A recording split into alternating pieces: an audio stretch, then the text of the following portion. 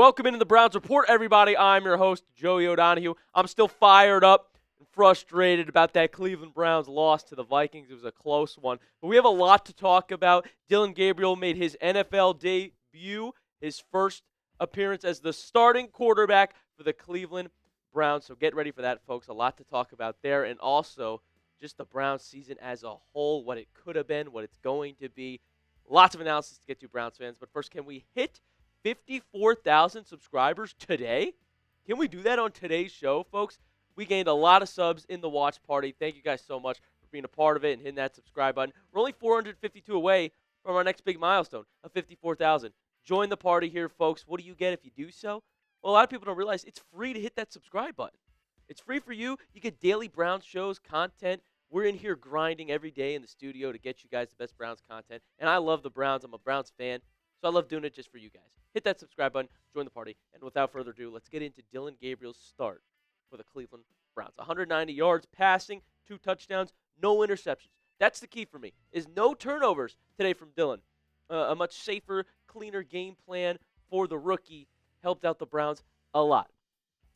Overall, we're going to talk about what I saw in the film and the highlights and the stats watching Dillon Gabriel, but it's a step up offensively. You know, I'm not mad at it at all. I think the kid went out there, did a decent job, right? He did okay. He did pretty good. 2 touchdowns, no picks. That's what you could ask for from Gabriel in his first start in London. Neutral environment, big game. Prime time, essentially. It's the only game going on at that time. And he played a clean, short game, I would say. Some good over-the-middle passes, out routes. Nothing crazy, no deep shots. He did, and he missed a couple throws as well. But it was clean overall with the no turnovers. The game plan was clearly conservative for Dillon as well. Stefanski was clearly playing it safe, utilizing the run game a lot. They're not asking him to go crazy and do too much. They had him try a run, which was sniffed out by the Vikings. But it was obvious that they were trying to keep Dillon in as safe a spot as they could. And the Vikings started stacking the box. Quinshon Judkins got 23 carries. There's the evidence that this was a run-heavy game plan, not to mention the carries Ford got, Sampson as well. They wanted Dillon to not have to go out there and go crazy. So Judkins was able to pick up over 100 yards rushing on the ground. He's still looking like an absolute beast. Had a 30-yard pop. Also had a 50-plus yard touchdown that was called back. Devastating. But Judkins looks so good out there, man. He's one of the best after contact that I'm seeing. He really might be Nick Chubb 2.0. The thing about having Gabriel out there as under center, though, is it helps to have his mobility. Like, there's a little bit more we can do with the offense. There's plays we haven't seen called before that were being called. Like that read option play where Gabriel tried to take off. There's an opening to do more with Dillon simply because he can extend the play. He can roll out. And I did like that he did get the ball out quick when he was under pressure. He had a completion to Njoku where it was like there's a defender right in his face, and he just put it right out immediately. It's cleaner. It's not amazing, but it's good. It hurts that he can't take those deep shots. There's one thing maybe it would be nice to have in a quarterback, and, that comes with a talented quarterback, a quarterback that's been doing it for a while or has just that special ability like Mahomes, Allen. Not everyone can do it. But it'd be nice to have him put a couple deep balls on the money, and we could be a little bit more of an explosive offense rather than just a methodical move down the field type of offense, which, for Cleveland's case is all you really need, given how good our defense is and is going to hold teams to 20 and under. Today they gave up 21. But Gabriel missed some throws as well. It was clean. It wasn't perfect. A couple overthrows sometimes, which I didn't mind this, but sometimes he would literally just chuck it over the end zone or out of bounds. It's better than a sack or a turnover. Fine by me. But a large part of that could be the offensive line not holding up, even though it looked a little bit better today. So overall, clean.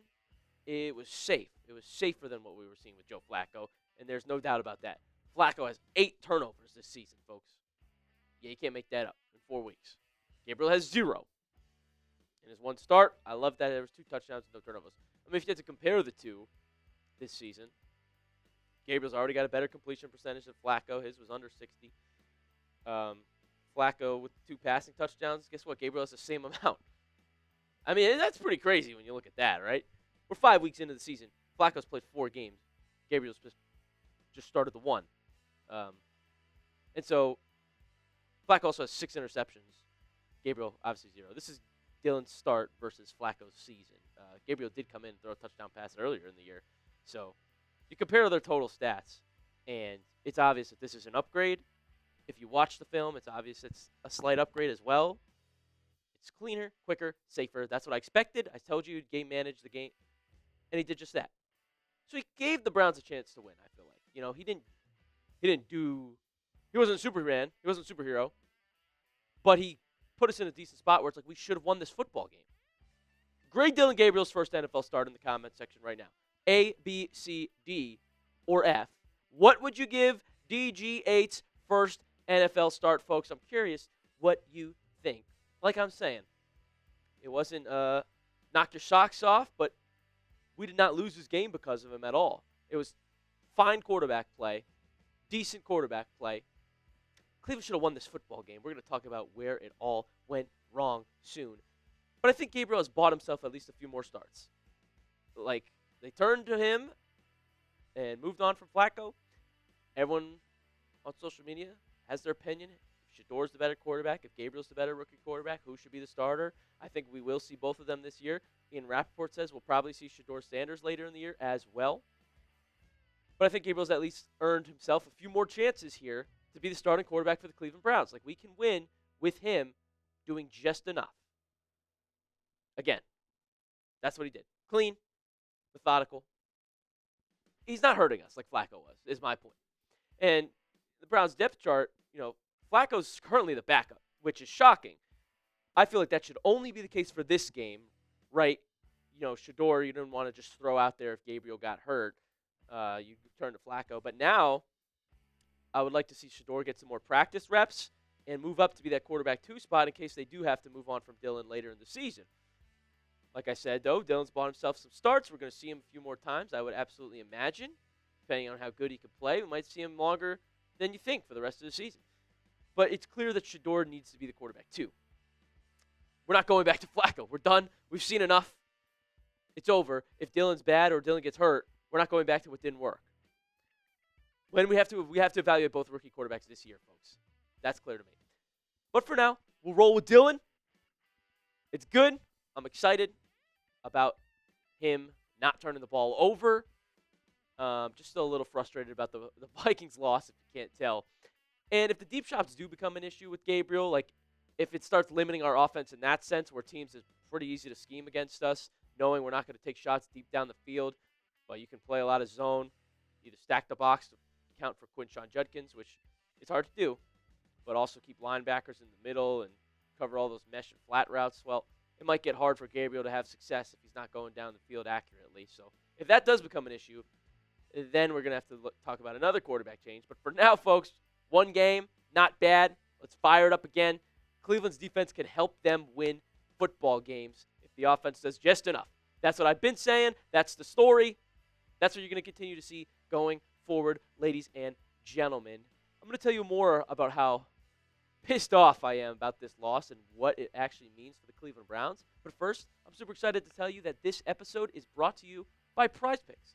You and I make decisions every day, but on Prize Picks, being right can get you paid. Don't miss any of the excitement this season on Prize Picks, where it's good to be right. And honestly, I'm just so ready for football to be back on Sundays. All is right with the world now that we get to watch the Cleveland Browns again, and I'm big into daily fantasy with Prize Picks. I'm obsessed with it because it makes all the games more entertaining. And before the Browns play, I lock in on all my players in my lineup and their player projections. Prize Picks is simple to play. Just pick more or less on 2 to 6 player stat projections. If you get your picks right, you could cash in. Prize Picks and then the flex play, which means you can still cash out if your lineup isn't perfect. You can double your money even if one of your picks doesn't hit. My lineup did not make it through, folks. I'd been super hot leading up to this week, but when they called back to Quinshon Judkins touchdown, it lost it for me. I had him more than half a touchdown, Bond more than half a touchdown as well, which did not happen.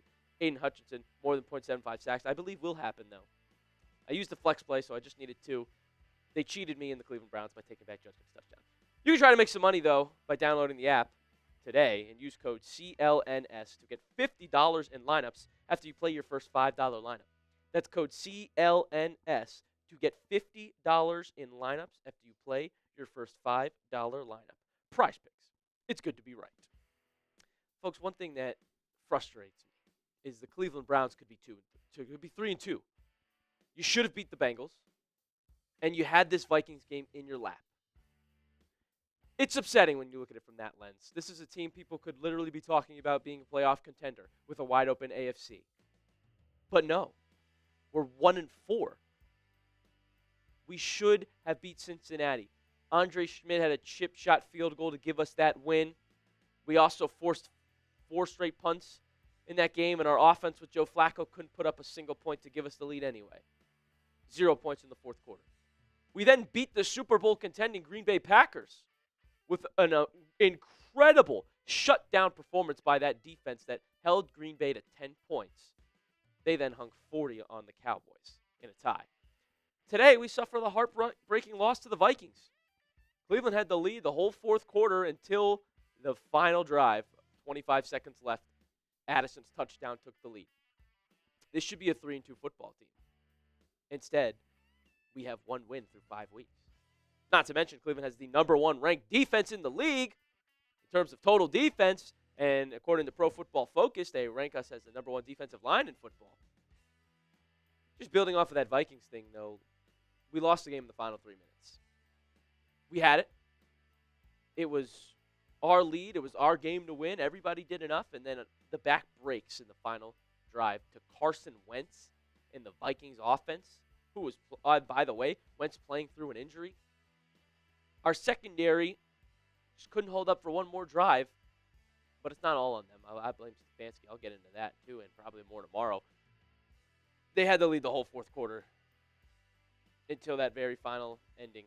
The defense forced 2 fumbles, too. Everyone did just enough. It's painful that the final touchdown was given up, but it's not all the defense's fault. I'll give the secondary some blame. Yeah, could you have done a little bit of a better job on the last play? They were letting Carson Wentz air it out. Multiple passes, drive down the field. I'll give the secondary some blame for that, absolutely.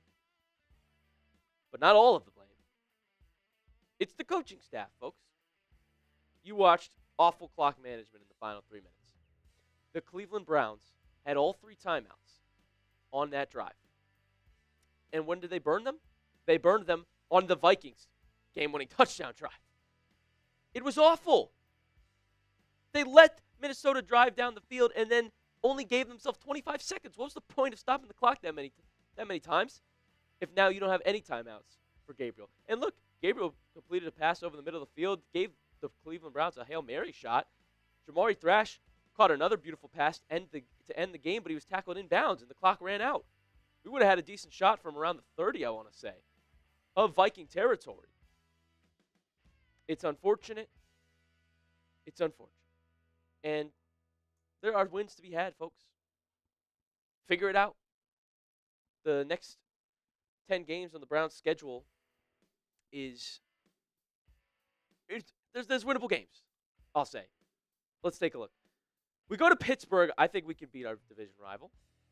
They're a fraudulent team to me. They're winning the AFC North at the moment as we speak. The Miami Dolphins are a free win for a lot of teams. The Cleveland Browns absolutely, most definitely better beat that Miami Dolphins team. Patriots look pretty decent, but the Browns could beat the Patriots easily.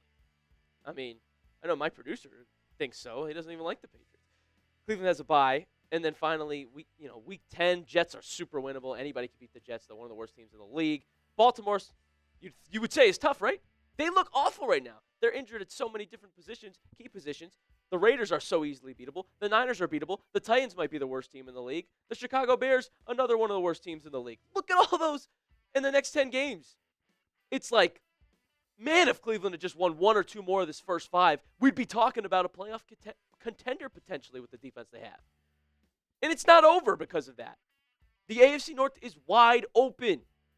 The Ravens look awful. They're about as bad as we are right now, record-wise. The Bengals are done. You can write them off. Jake Browning's some of the worst quarterback play I'm watching in football right now. It's wide open, even after all the Browns' woes.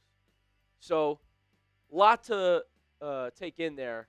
It's just this balance of being a good team that's losing. Are you optimistic about the Browns season going forward or pessimistic? If you're feeling some optimism because you've seen some good things being put together, the rookies look great, type O for optimistic in the comments. If you're pessimistic, and I understand Browns fans, it's hard not to be pessimistic being a Browns fan for as long as I have and as long as you guys have. You can type P if you're just giving up. But I'm Mr. Optimism. I've seen a lot of pluses. I've seen the games that are coming up that we can win. I'm not giving up hope yet on the season, folks, and you shouldn't either. With that being said, thank you so much for tuning in to the Browns Report. Folks, what an early, bloody Sunday in London. We thank you for tuning in, being a part of the channel. Head on over to X.